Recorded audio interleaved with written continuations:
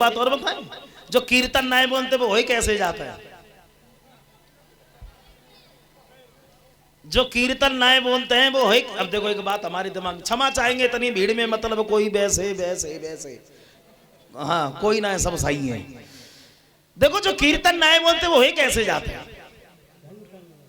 हमारे घर पर एक लड़का रहता है, उससे कम से कम 25 साल हो गई रहते रहते, आज भी रहता है मैनपुरी मकान पर, बड़े भ्राता जी के साथ में रहता था। और यह मोहम्मदाबाद के पास जो मलोखर गांव पड़ता है वहां का रहने वाला है। अब वो बेचारा इतना हकलाता है, इतना हकलाता है कि कंप्रेशन कटेगो तो कटेगो ना, एक ही बात अब घंटों नहीं वो चेरा था।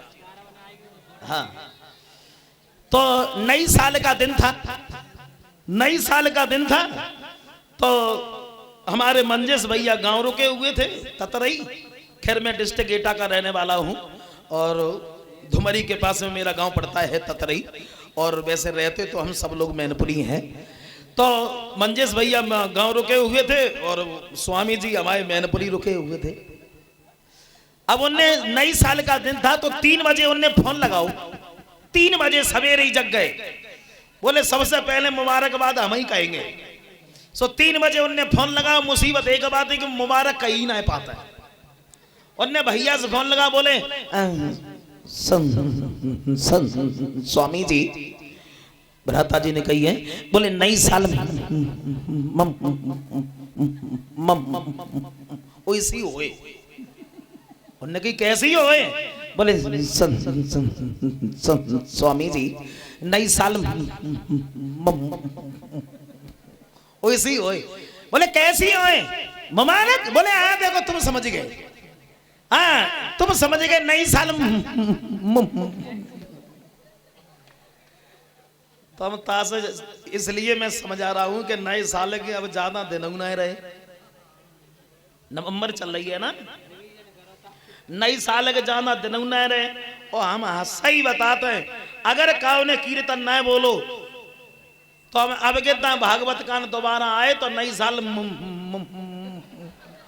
कई न पे हो, तो इसीलिए कहते हैं कि कीर्तन बोल लो। और देखो एक बात और बता, हकले कैउ तरीका के होता है, हाँ कैउ तरीका के होते हैं। देखो एक बारात गई, बारात में एक बैंड गया, और जब बैंड गया तो देखो नए नए लड़का तो परेशान कर ही ले, तो बैंड बाई को, हाँ बैंड बाई परेशान कर लेते हैं। अब वो बेचारा जो बैंड में गाने वाला कलाकार था वो बेचारा बहुत हकलाता था गाते गाते।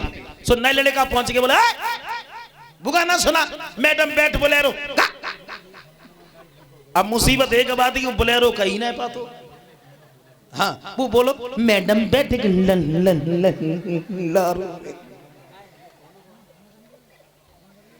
तो हकले कई तरीका के होते हैं। देखो एक मास्टर जी एक बच्चे को पढ़ा रहे थे, एक मास्टर जी बच्चे को पढ़ा रहे थे, बच्चे को खड़ा किया, बेचारे बहुत हकलाते थे। सो बच्चे को पढ़ा रहे थे, बच्चे को खड़ा किया, बेटे खड़े हो, परो तबूतर। सो लड़का ने भी कह दिया तबूतर। बोले थुअर तई थे, मेरी नकल उतार रहा है तू, ऐथे नहीं ऐथे पर तबूतर। सो लड़का ने भी कह दिया थरदी तबूतर। तो मैं बता रहा हूँ हकले कई तरीका के होते हैं। और हम जय सोचत रहा तो भगवान इन्हें कीर्तन न बोलो,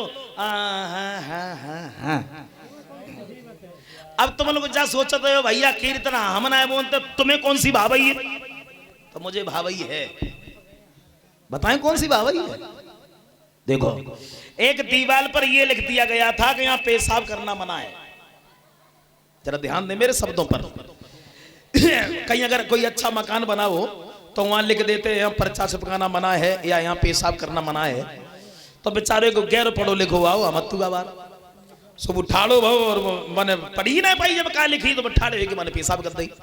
एक पढ़ो लिखो आओ अर्जे सुबार सो बाने बाय देखो पेशाब कर, तो वो उठाड़ो भाव ने पेशाब कर दी। तब तक चौकीदार ने पकड़ लिया दोनों को, इधर आओ, इस दीवार पर ये लिखा है यहाँ पेशाब करना मना है, तो फिर तूने पेशाब क्यों की? गैर पढ़ो लिखो दोनों हाथ जोड़े का महाराज एक बात कहेंगे आपसे, हम तो पढ़े लिखे ना है, हमें तो मालूम ना जब का लिखी है। पढ़े लिखे से कही बोले तू बोला एमए किया है कोई शक?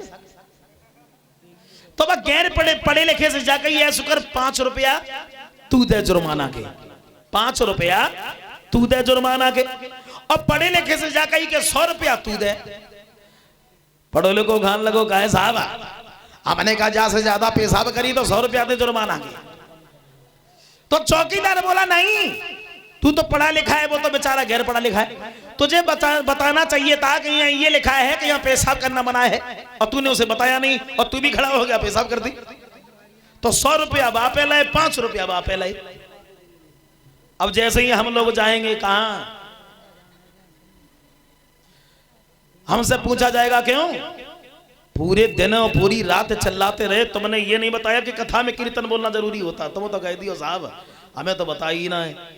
हमें बुलाया जाएगा कह के 100 रुपया दो जुर्माना के, तो हम कहां से दिए लाएंगे।